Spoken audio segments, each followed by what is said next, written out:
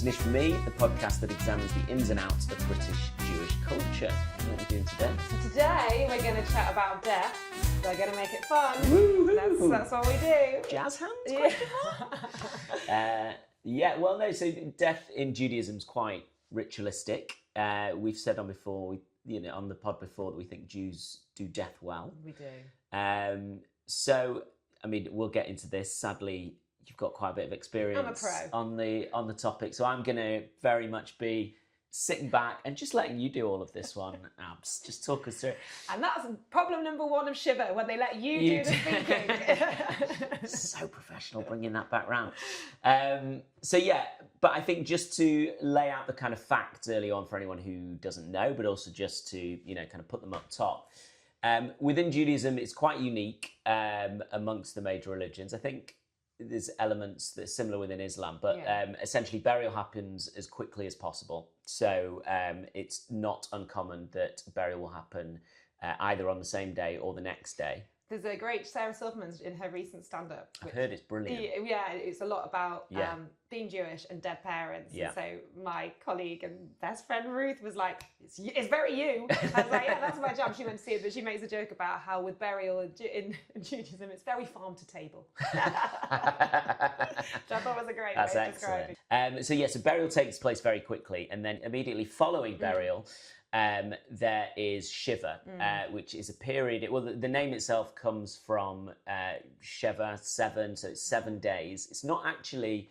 It's sort of 7 days mourning, whereby the immediate mourners, as in the immediate family, spouses, parents, in some cases, children, siblings, essentially are at home or a designated place where they're sitting Shiva, and they are visited and joined and comforted by family and friends. It's not actually something that's kind of laid out in the Torah as kind of like, this is what you do when someone dies, but there is kind of biblical precedent sort of stretching back. So it comes from, I think it was like Joseph off of the musical. He sat Shiva, they say, I think it says that he mourned for 7 days for Jacob, his father, kind of thing. In his coat? In his coat, possibly. I don't think it's a particularly catchy song, so it didn't make the edit in Lloyd Webber, Tim Rice's musical. But so essentially, that's where it comes from. There's lots of things we'll get into, I'm sure, about the kind of strange rituals of kind of rending clothes and sitting on low chairs and mirrors being covered. All of that kind of stuff, I think, grew up around the custom of it over the years. You've mentioned this on the podcast before, that it's a very helpful thing. So why is it so useful? Why? Well, I hadn't given it really much thought until I was at university. I mean, my family had sat Shiva for my grandpa before I went to university. I was 17 when he died. But when I was at uni, a good friend of mine who isn't Jewish, she lost her dad. And she turned to me, I was sat in her room, and I remember she saying, "Oh God, I wish I was Jewish right now." And she said, "You guys, because there was a lot of waiting around for the funeral." So she was in this sort of weird interim space where she didn't really know what to do with herself. And then I think she knew about visiting hours and prescribed visiting hours, and the idea that you could kind of mark off when you wanted company and when you didn't want company. I remember sitting on her floor being like, that was pretty useful. And then fast forward however many years, I was only so just context for people who are listening who may not know my family backstory. Sometimes I think the majority of listeners probably do know me and might know me as the girl with dead parents, which is terrible. I really hope they know. Sounds like a Harry Potter instalment. Sometimes I worry that is my identity, particularly specifically amongst the Jewish community. And but there is more to me. There is so much more, Ams. When I was 21, my dad was diagnosed with dementia, and he died in 2014. And then before he died, but he was living in a home in Heathlands, which is the residential home run by the Jewish care facility, charity, the Fed. My mum was diagnosed with myeloma, and she had treatment, recovered, but then subsequently it came back, and she died in 2022. So and that was just not long after her mum. No, that was 6 months after my grandma, who was just a few days short of turning 95, died. And then only recently in June of this year, 2025, I lost my grandma, Shirely, who was 92. So it's been... When we get to the fun bit? This is just a little I'm bit joking, of context. I'm joking. But I mean, so I've sat a lot of Shiva lately, either sort of immediately myself or sort of as the grandchild.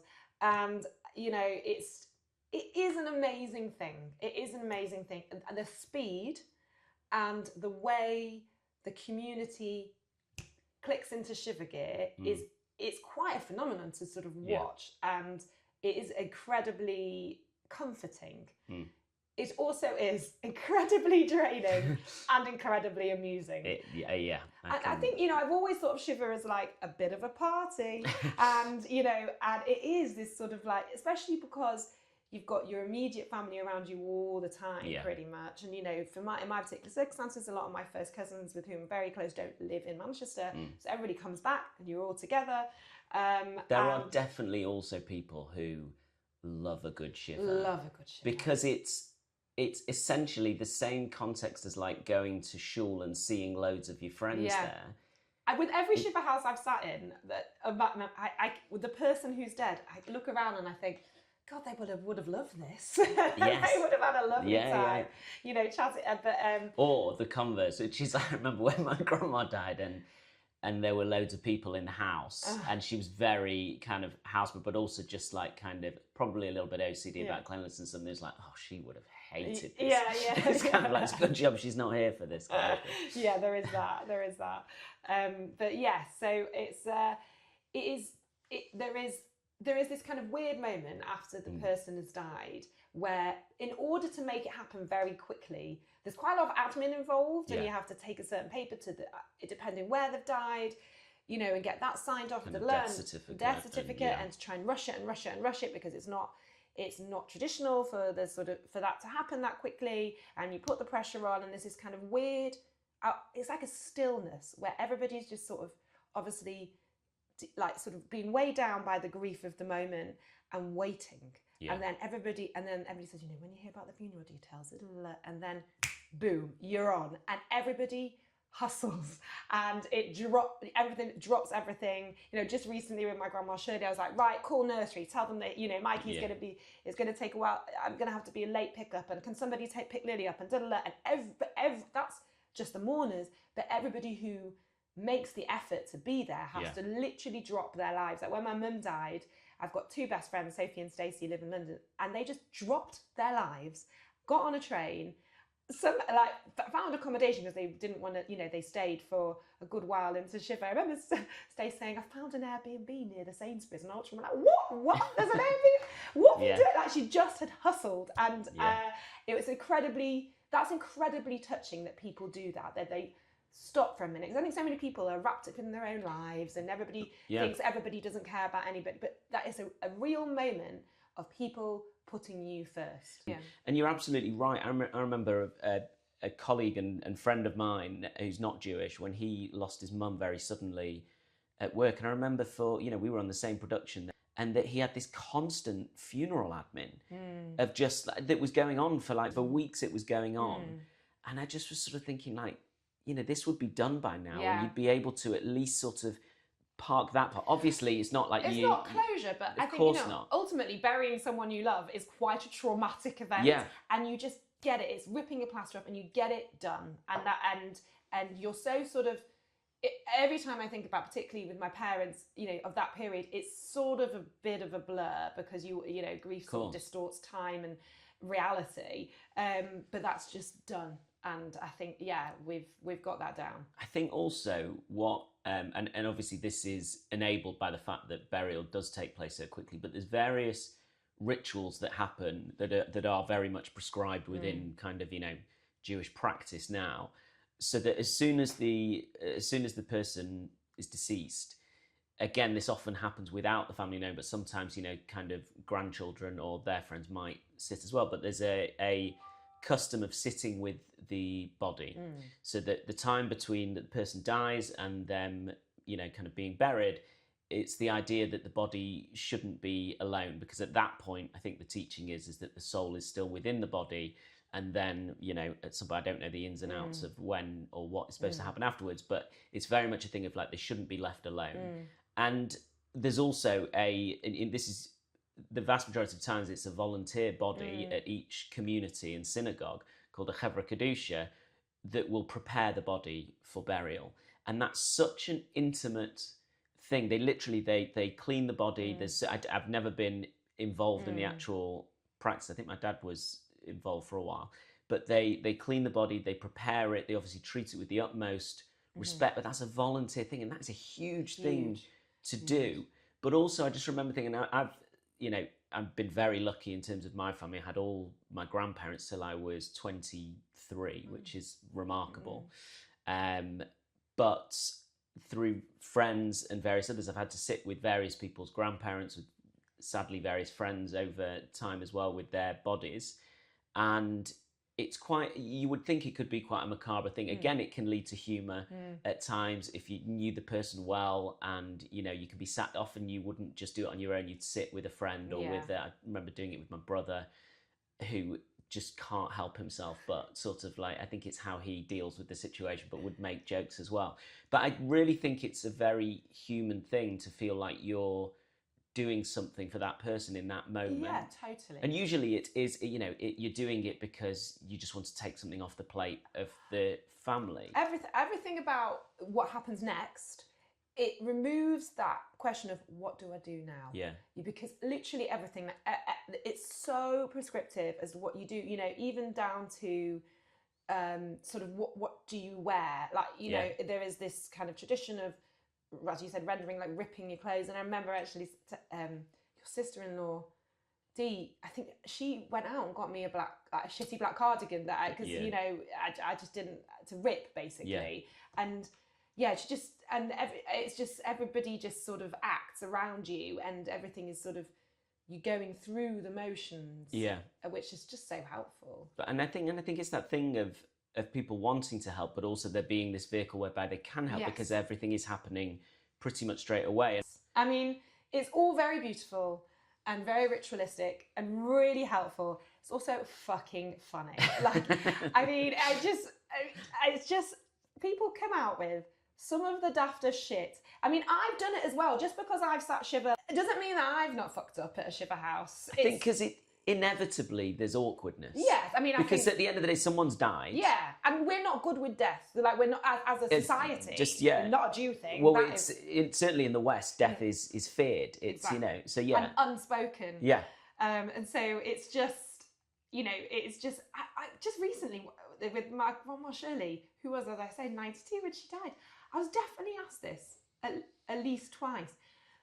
Was she ill at the end? And you know, unless I fundamentally misunderstood the question, she was a 92-year-old woman, and she's dead. Like, of course she was fucking ill. Like, unless they're asking something different, and I've not really understood.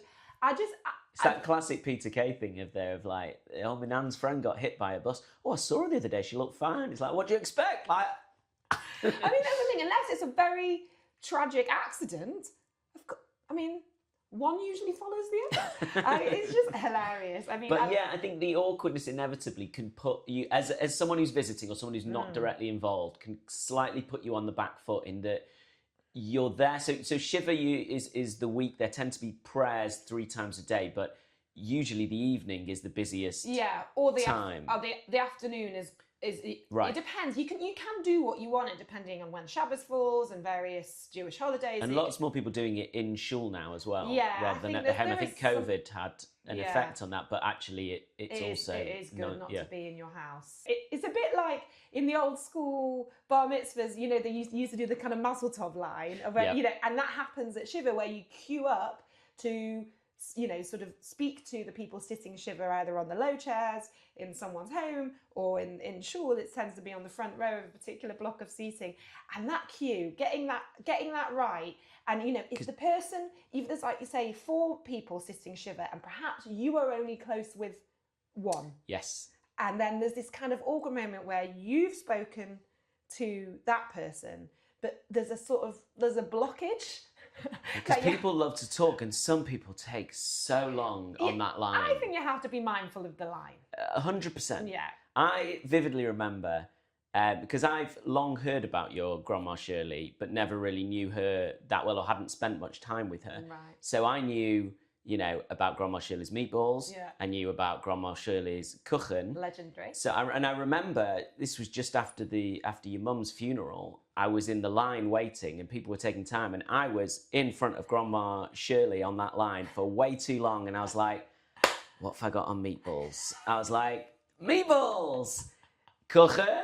And I'm pretty sure I just said foods at her for like a good 5 minutes while you were dealing with someone else who thought they were being really helpful in sort of telling you everything they ever knew about your mum. And I just remember that's one of my memories of that, is that, and because it's all, because there's certain things that you have to say. So you say, or not have to, but Chaim Arukim is I wish you a long life. Which is nice, isn't it? Absolutely. And there's other things that, kind of maybe more religious people would say as well. And they're all really lovely things, like I've said wish you long life to non-Jews as well. Yeah, I think more people are aware of it now as well. And things like, may their memory be a blessing and things like that. But, and so normally in a functioning queue, that's what I would say to someone like your grandma Shirley or to, kind of someone else who wasn't, the reason that you were there particularly. And then I'd see you, maybe give you a hug, but then keep it moving. Keep it moving. But then there are some people that, as the Shiva sitters, that you're like, oh, you're here, and you want to speak to them. Yeah, but it's. I remember being in the line. When I was at school, so sixth form, and friends had lost their dad, so tragically young, and the guy sitting Shiva, he said, "How are you doing, Abs?" And I went, "I'm good. How are you?" He was like, "Not great." And then there was a block, and I was like, "Oh God, this is awful." But do you know what I think? The fact that he answered "not great" shows that he felt comfortable saying that to you. Because if that was some Alte kaker, like great aunt or something, you'd just be like, "Oh yeah, I'm okay." Fucking question. Yeah, exactly. But he wouldn't have said that. Yeah. When as I said, there were the afternoon sort of visiting hours.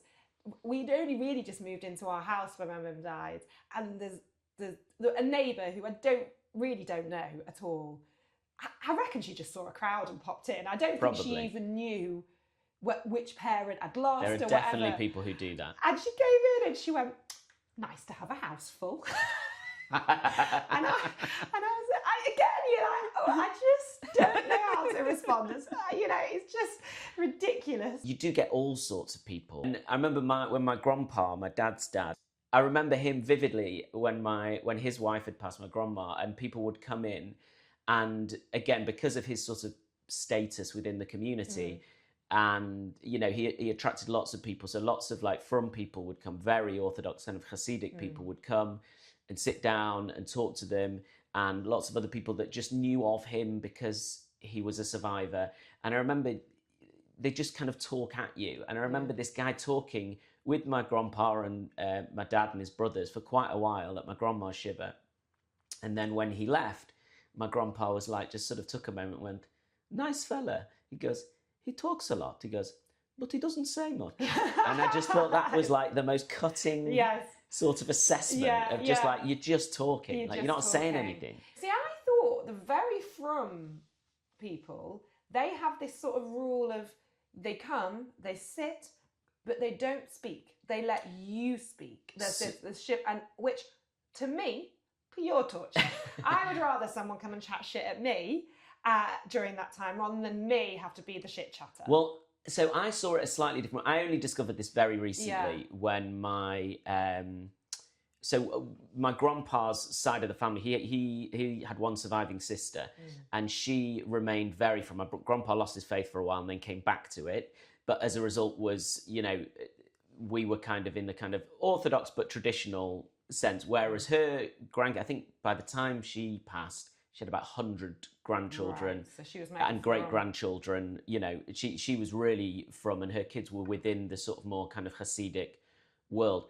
When one of her sons passed away, tragically, I think last year, we went to Shiva, and I remember my dad saying to me, because we obviously knew, he grew up with them, but we were slightly removed with the next generation. There were like a few of the grandkids that we were more close with. Yeah. So we sat down in front of the mourners, and my dad just sort of leaned over me and he goes, "It's a bit different here." He goes, "You only talk if they talk to you." And I was like, okay.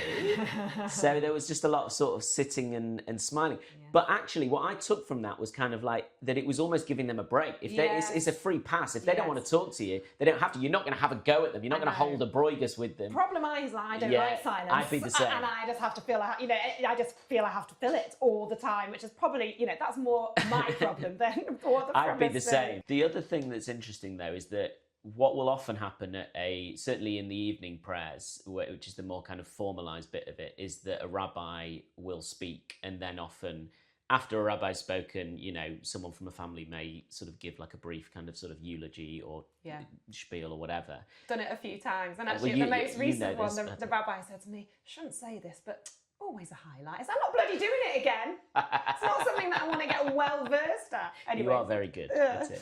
But one of the funniest experiences I ever had at a Shiva house, which is someone that I wasn't that close with, but they were a neighbour, they were from the community, and it was that thing of like, I'll go along to evening prayers one evening.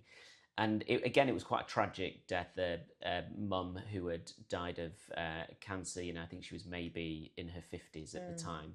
And it was very busy. We were all crammed into this person's, kind of front living room. The mourners are sat on low chairs. And the rabbi, who I think maybe the community rabbi, was away on holiday. So this person had sort of stepped in to deputise. And you've got to sort of think at the same time, like, often the people whose Shiva houses we go to may not be that involved in the community. They may not be big shul goers. So often there's a disconnect between the rabbi and the person anyway. So been in lots of situations where they've gotten a wrong name of a relative or whatever, or this, that, and the other. But that's, it's not ideal, but it's to be expected. It's not, it's not the funniest thing I've ever seen at a Shiva house. Yeah. But this rabbi started speaking, and he spoke very nicely about the lady, and he was saying, the thing to remember is that she's no longer in pain. That's very standard, but very nice and legitimate thing to say. And he goes, and she's now in a better place. And he goes, "I'd like you all to close your eyes." And at this point, I remember me and my brother were like, "All right, bit of audience participation. Okay, let's see where this goes." It's like, close your eyes. And close your eyes and think of a beautiful place. Silence, a little bit of awkward giggling. Think about Eilat on a beautiful sunny day. And that's what I like to think heaven is like. At this point, even the mourners, the husband who's just lost his wife, his shoulders were going. And I was sort of thinking, like, does the rabbi think he's just really struck a nerve and he's like sobbing? I was like, because he's not sobbing, he's pissing himself laughing, as everyone else there was. Because Eilat is basically the Benidorm of Israel, for anyone who doesn't know. It's like, it is not the place. What I associate with Eilat is like getting your name written on a bit of rice. Yeah. Like some dodgy porn stalls along the front. Oh my God. We were once there together and you ate too much meat and had meat sweats. Yeah, exactly. That's heaven. Heaven. Oh, heaven. Take me there.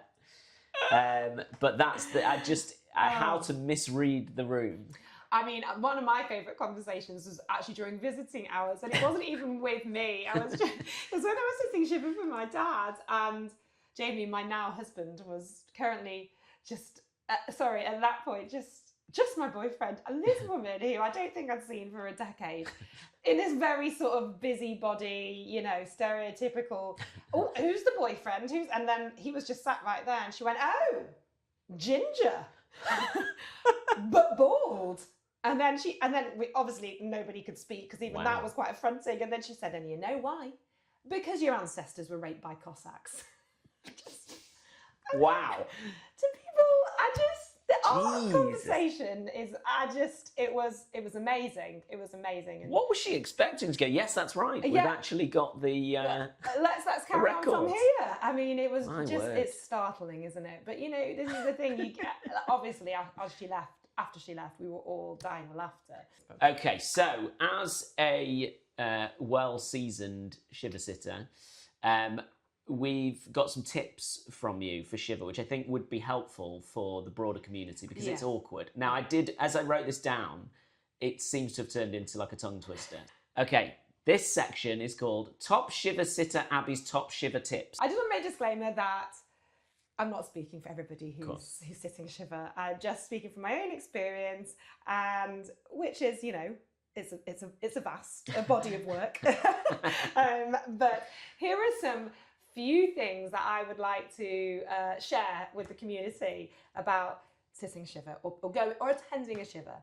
Do not stay after visiting hours, and also do not turn up 5 minutes before they end, because even if it is very nice to come and pay your respects and, show the family you care.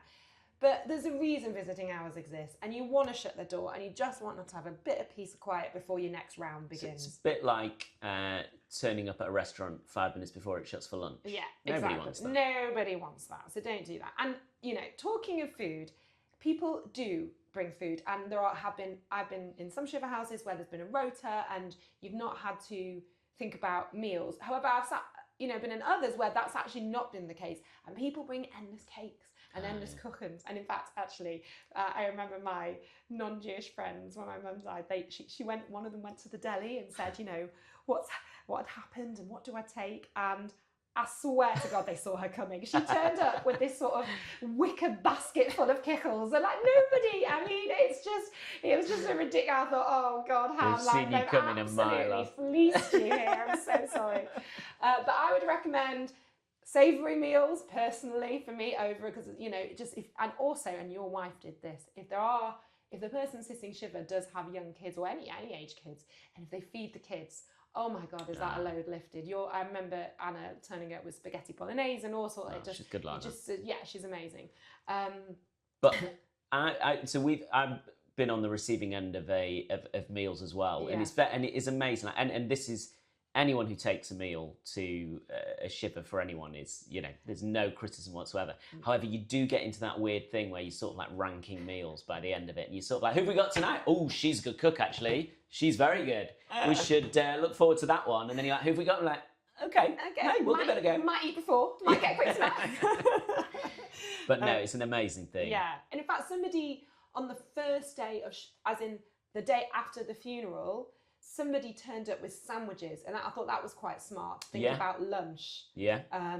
Because you're not, as a Shiva sitter's not supposed to cook during the period. It's not like a strict thing, I don't think, but it's like they shouldn't have to exert themselves. Everything should be. I mean, I never exert myself in the kitchen. It's not my forte, but I never have the head for cooking, but definitely. And it's the thinking. You don't want to think about, what should we have for tea? A meal plan's horrendous at the best of times. Also, but there is a bit of a regional difference on the food thing, because when I have attended Shivas in London, it seems to be that the mourners or the people around, they put on food for other people visiting. Visitors? Yes, I remember I was around a group of friends who had to organise, and like, who's doing the bagels tomorrow? Who's doing that? And I was like, what? What? You mean for the people in Shivas? I know for everybody who's coming. That's nuts. Isn't it? I know our friends Katie and Dan, who one's a Manc, one's a Londoner, they say that is the point of difference. Really? He cannot get over the fact that you don't put on the spread. I can't. I just sort of think like someone's dad. Like, look after you. So you're coming here to wish them. You bring the food. I'm not putting on lunch for you. It's only if you want people out of the house as well. Eventually, it's like don't entice them in with more. I know. Although when I have been to a London one, like absolutely starving, and there's been a little tuna finger sandwich. Appreciate I'm sure if it was there, I'd indulge. I'm not gonna do a dirty protest at a London Shiva just because I'm sort of like, this is not what should be happening. I'll indulge with the best of them, and still get out the door within 5 minutes. Those Rugelach from bread. Oof, absolutely, the best. They are good. Sponsored by. Oh God, please God, please God by us. I would say another thing is, and this is probably more on a serious note, never question if you should go to Shiva. Never think, am I intruding? Nobody. I think my mum saying this when through the various Shiva houses she attended, or where she sat Shiva, from my dad. Nobody remembers who turns up at a Shiva house. People remember who don't. They remember who doesn't. Right. Which I'm not sure. I don't know. Maybe yes, but that probably does ring true. It's never a wrong thing to go to prayers. What I would say is know your place. Do not bring main Shiva character energy if you are not the nearest and dearest. Know where you are in the hierarchy. Don't come and be like the sitting on the knee of the low chairs. Don't play the Shiva macher if that's not your role. I love that is a role. It's like, It is to me. Shiva macher. The Shiva macher, I think everybody knows that. I think everybody's met those people who slightly overstep or, or just... It's like, I knew them really well, and I'm going to show everybody. Exactly, they make it more about them.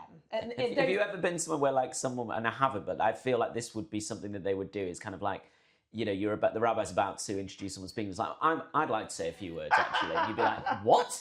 I imagine that would be like the extreme example. Yes, exactly. That would be like the sitcom I've got a few example. people in mind. But yes, you can see them doing that. But just don't bring the main character energy if that's who you... That's a great tip. Yeah, if you weren't that in their life. Sadly, that tip would be lost on the kind of people that would do that. I feel like most people who hear that and go like, great point, it doesn't relate to you. But yes. And another thing I would say is, and I did have this, some people just are not here when the Shiva is happening, and the people who are sitting Shiva can't control it. As we have discussed, it happens very quickly.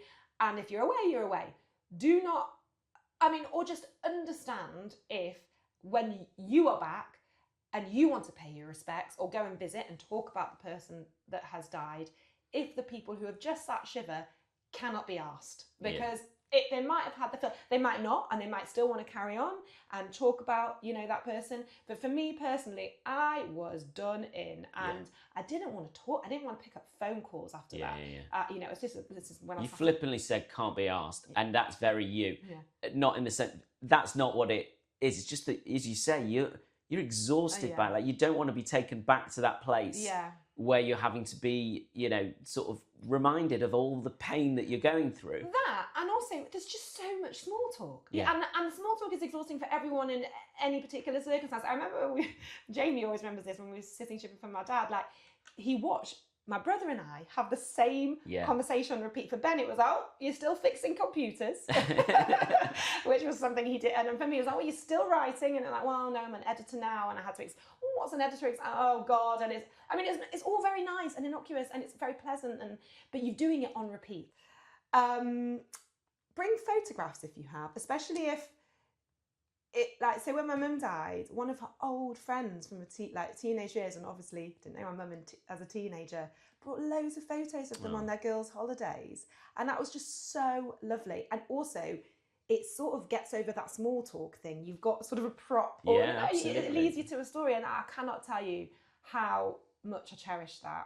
And when just especially if you have been in a different part of their life, it's really valuable. I remember you saying, I think it was after your mum passed away, whether it was during Shiva or, I think it was, when you were sort of saying, obviously, about how you wanted the kids to remember and have reference points, and saying to everyone, like, please just send us stories and also if anybody's listening to whom this applies, when everybody says, what can I do to help?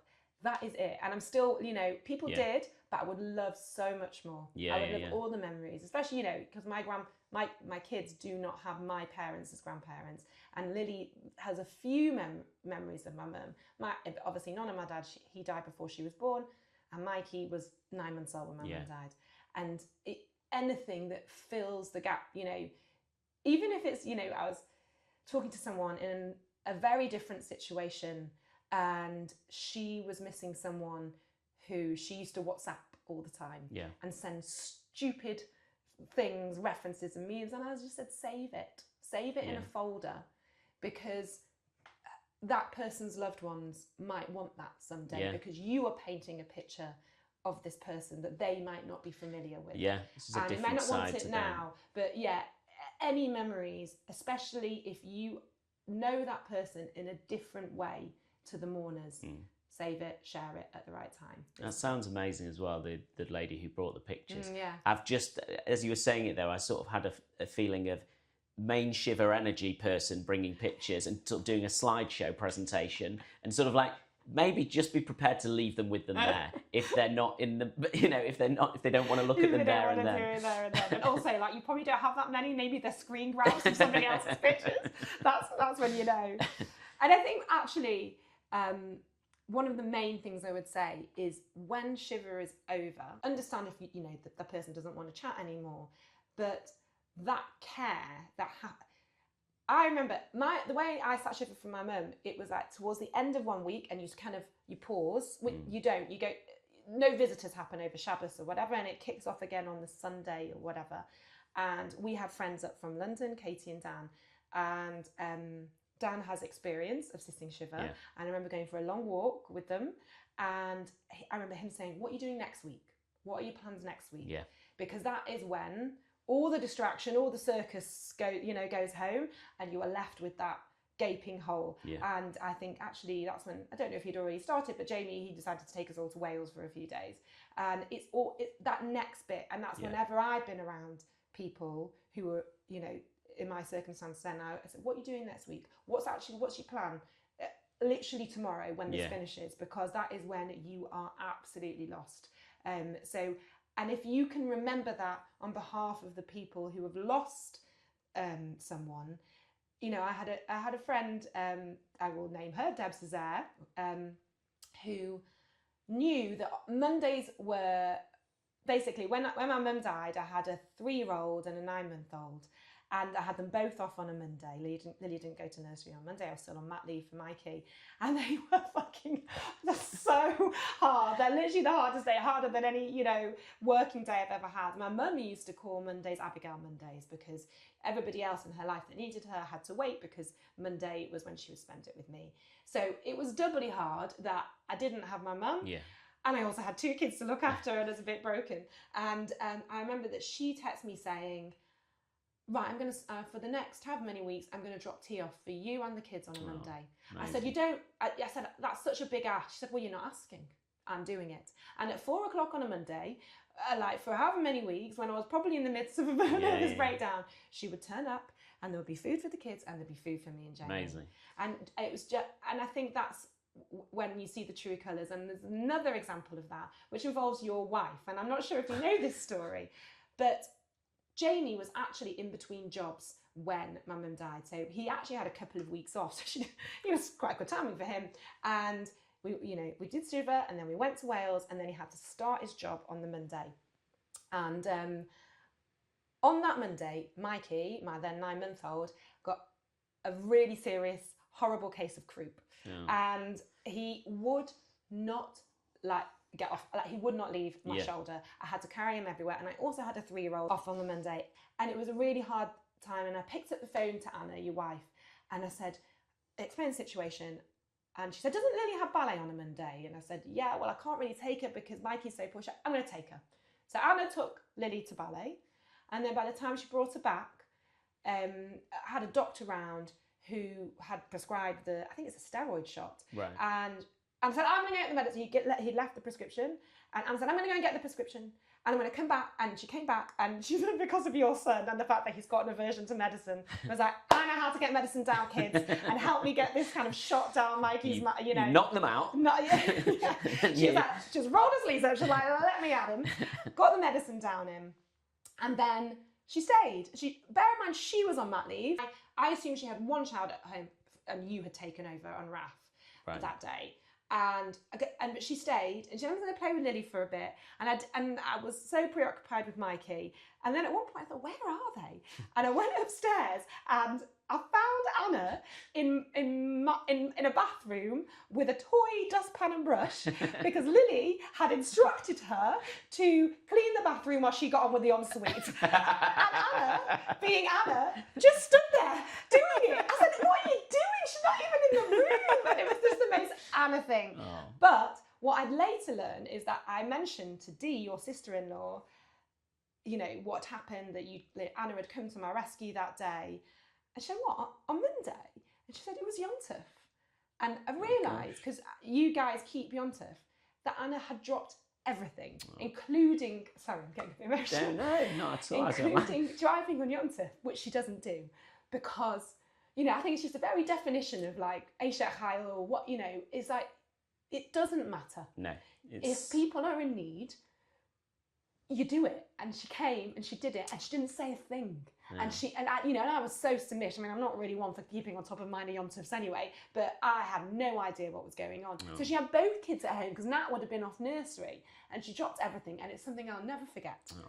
So that's lovely to hear. But yeah, and she would, and I think she knows that you would do the same, God forbid, in the same situation. But that's a lovely thing to hear, I have to say. I wanted to share that with you. Oh. Yeah. Yes. So anyway. Whew, that's got very hot. Not unusual for me. Mega spitz. Well, should we move it on to Nisht for me's then? I think that's a good place to. What's your Nisht for me? Nisht for this. It's kind of slightly death adjacent, but I really hurting yourself. Yeah.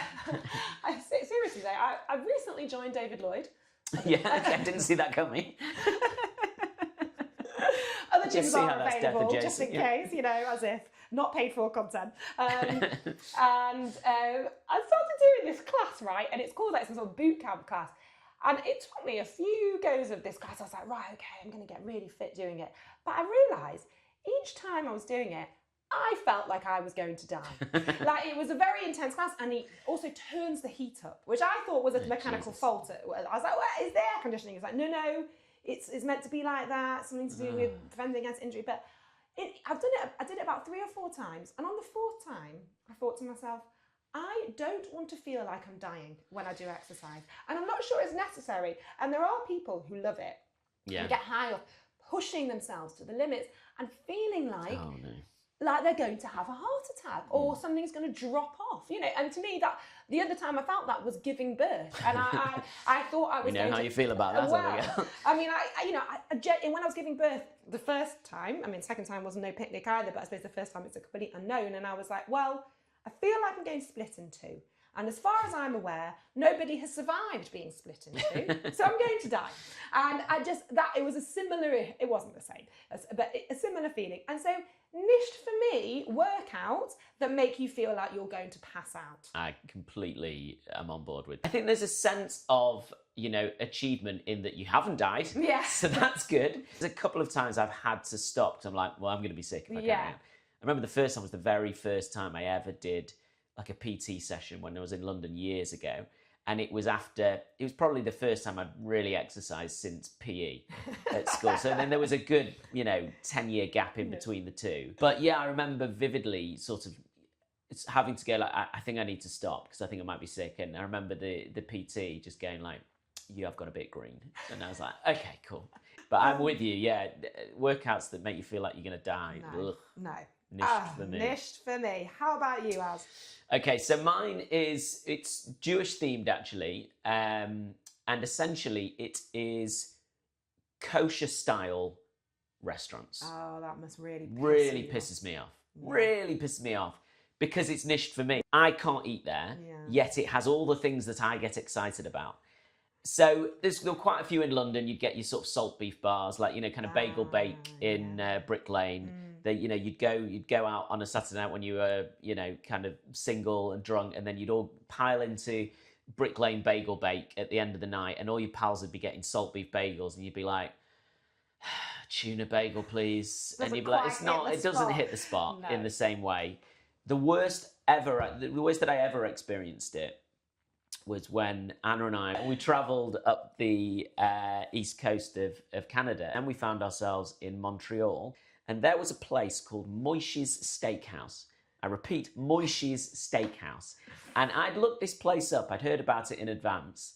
And it said it was like the greatest steak in North America voted by, it was probably some part owner of the restaurant or whatever. But either way, it had a good reputation in the area. And next to it was a salt beef bar, I think maybe owned by the same people. I remember going into the salt beef bar and just saying is it just not certified? Is it kosher meat, but you've just not paid the thing? Because I'd be okay with that. A lot of people wouldn't. But under the best in, but all the meat is kosher, and maybe they do a bit of meat and milk somewhere on the menu, but they understand. No, nothing. Nothing whatsoever. And they had it really pissed me. It was chopped liver and gribbonies. I was going to say, have you ever seen unkosher chopped liver on the menu? It's quite common. Wow. You go to New York now, I think the only, there's only a few kosher delis. There's tons of kosher style delis, like Katz's, for example, not kosher. What? I didn't know Katz's wasn't kosher. No, not for years. Wow. Decades. And, they'll all have a Reuben sandwich, which is cheese and stuff, which will have been created by someone called Reuben, but Reuben didn't keep kosher. That, I'm sure they could find another Reuben. Fucking just Reuben. leave the cheese on the side or something. It drives me mad. And yeah, it just upsets me a little bit. I get that. I think you can see that probably. I get that. When the marketing is kosher, but the meat isn't. Exactly. That's very well put. There you go. Well, I feel enlightened about death in a very positive way. And me about meat. Happy to have had a small bit of input. Okay, so there's another Nisht for me. We'll have another one next week. Not sure what it is yet, but please join us and share and like and subscribe. And yeah, we'll hopefully see you next week. See you then. Bye. Bye.